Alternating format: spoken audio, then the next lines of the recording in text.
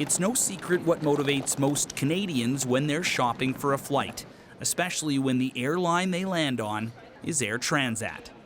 Cheap and cheerful, easy because it flies to Gatwick rather than Heathrow. It was the cheapest option and it had the best times available for when I wanted to travel.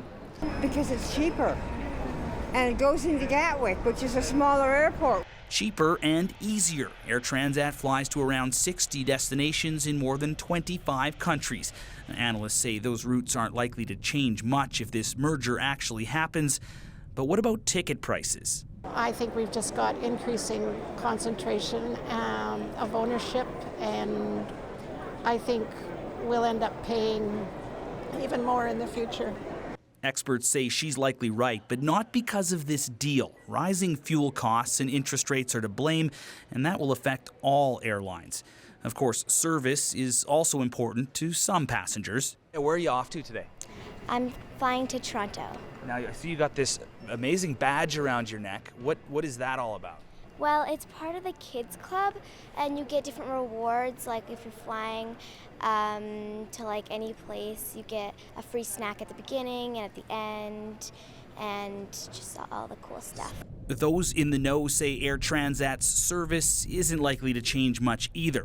But there are some key differences between the airlines. Air Canada uses Aeroplan points, Air Transat, Air Miles, and it's not clear how that might play out for passengers. Also, experts say the two airlines are chasing different customers at their core. In some ways, they serve different markets. I mean, the people who are flying in Air Transat are leisure travelers, and they have different needs and also much more flexibility in when they want to go. And if this merger does go through, we'll see if the two airlines continue to operate separately, meaning even Air Transat's logo could stay the same. Aaron Collins, CBC News, Calgary. So on Monday, we were talking about WestJet being bought by Onex. Now it's Air Canada and Air Transat. So what is happening in this country's airline industry?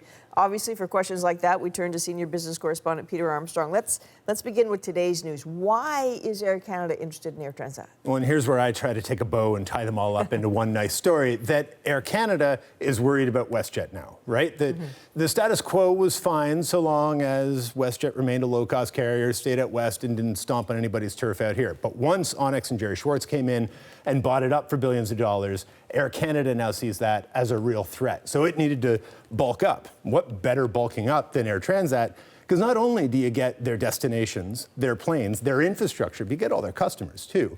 And then we went through their books and found not only is this a company that has zero long-term debt, it has $620 million in cash in hand, basically money in the bank. So it's like buying a house for $1 million and finding 1.2 million in the basement. So it's a good strategic buy, and it's a good sort of economic buy as well. Okay, so aside from that, though, what does this tell us about the airline industry in Canada in particular? I mean, so in 1 week, you have two huge purchases or potential purchases. That it's a lot healthier than it used to be. I mean, use the story of Air Canada. Bankruptcy protection in 2004, almost went under during the 2008-9 financial crisis, knew it needed to get its act together. So it made long-term labor deals, it got its act together, it made sure that it cut costs in both good times and bad, so it was able to better weather the boom and bust nature of the industry. And good thing it did, because now you've got Jerry Schwartz and his deep pockets and WestJet coming at you. It's going to be a really interesting year for the Canadian airline industry to see just kind of how this now plays out. Okay, Peter Armstrong, thanks very much. You bet.